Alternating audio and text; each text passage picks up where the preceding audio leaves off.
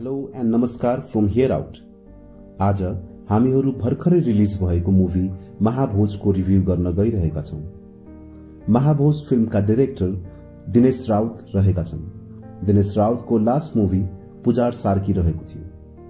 त्यसैगरी कास्टको कुरा गर्ने हो भने हामीले मुभीमा आर्यन सिग्देल, दया ह्याङराई, खगेन्द्र लामिछाने, अञ्जना बराइली, गौमाया गुरुङ, मल्लिका महत, मोहन निरौला, वसुन्धरा भुसाल, बुद्धि तामाङ र अन्य कलाकार देख्नेछौं। स्पोइलर्स नदी स्टोरी सर्टमा भन्नुपर्दा फिल्मको सुरुवात एक गाउँबाट हुन्छ जहाँ नमुना श्री बहुउद्देश्यीय सहकारी नामको एक सहकारी संस्था सञ्चालनमा रहेको हुन्छ। यस सहकारीका संस्थापक अध्यक्ष सूर्य प्रसाद हुन्, which is played by Aryan Sigdel. Surya Prasad गाउँलेहरूबीच अत्यन्तै सम्मानित व्यक्ति हुन् र उनैको सहकारीले गाउँको भविष्य उज्यालो बनाउने आशा सबैले राखेका हुन्छन्। सहकारीको अध्यक्ष चन्द्रकाजी गुरुङ हुन्, प्लेड बाई दया ह्याङराई, र अन्य सदस्यहरूमा ममता प्लेड बाई मल्लिका महत लगायतका पात्रहरू छन्।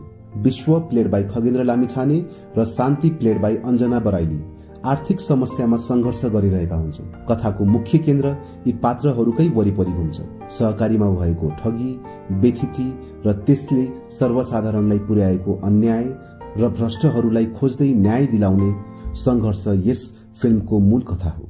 मुभीमा राम्रो के छ? Very good first half. फिल्मको पहिलो भाग अत्यन्त राम्रोसँग लेखिएको छ। उत्कृष्ट डाइरेक्सन र मुख्य तथा सहपात्रहरूद्वारा अत्यन्त जीवन्त रूपमा अभिनय गरिएको छ। फिल्मले अडियन्सलाई पूर्ण रूपमा बाँधेर राख्छ। तनावको चित्रण यति रियल छ कि साधारण अडियन्सले समेत चन्द्र प्रसाद र सहकारी टिमले भोगिरहेको तनाव, दबाव र चुनौती महसुस गर्न सक्छ। सत्य लुकाउन र बहाना बनाउने निरन्तर प्रयास यति नेचुरल र ओरिजिनल देखिन्छ कि सबैले त्यसमा आफूलाई कतै न कतै भेट्न सक्छन्। आर्यन सिग्देलद्वारा अभिनीत संस्थापक अध्यक्ष सूर्य प्रसादको भूमिका अत्यन्त राम्ररी प्रस्तुत गरिएको छ।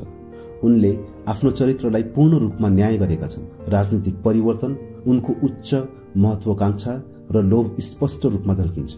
वसुन्धरा भुसालद्वारा अभिनीत फुपूको पात्र अतुलनीय छ र उनको पीडाले मन छुन बाध्य बनाउँछ।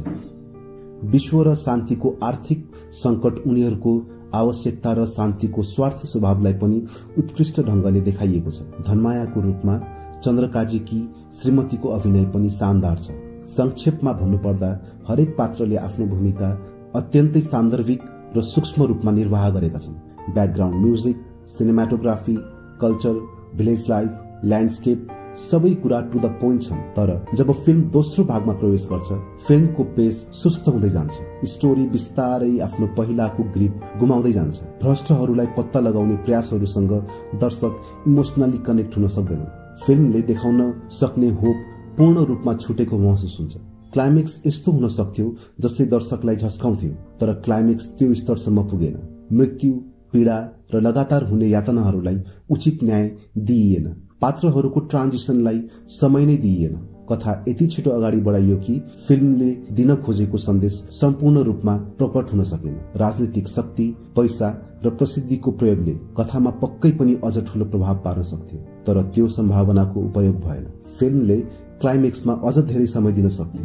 प्रत्येक पात्रको पीडा, हताश, परिवर्तन र त्यसको जीवनमा परेको असरलाई अझ स्ट्रङली देखाउन सक्थ्यो। कथाको बिल्डअप राम्रो भए पनि 15 मिनट छोट्याएर त्यो समय क्लाइमेक्समा केन्द्रित गरेको भए फिल्म अझ प्रभावशाली हुन्थ्यो। विद्रोहको पुरानै अवधारणालाई अझ वास्तविक, सम्बन्धित, आशावादी र सामाजिक रूपमा अर्थपूर्ण बनाइएको भए उत्कृष्ट हुने थियो। डेमोक्रेसीमा बाँचेका जनताले त्यसको शक्ति महसुस गर्ने मौका पाउनु पर्ने थियो।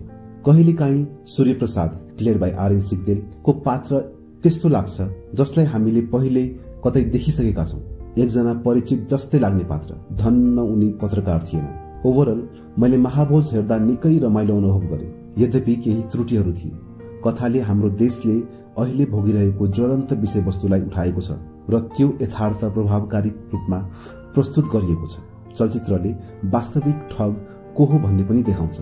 महाभोज पनि हाम्रो समाजको ऐना भन्दा फरक नपर्ला। म प्रत्येक दर्शकलाई हार्दिक अनुरोध गर्दछु, कृपया नजिकको सिनेमा हलमा गई यो फिल्मलाई हेरिदिनुहोस्। म यसलाई 5 मा 4 स्टार दिन्छु। Thank you for watching. Subscribe and hit the bell icon for more honest reviews. Tata.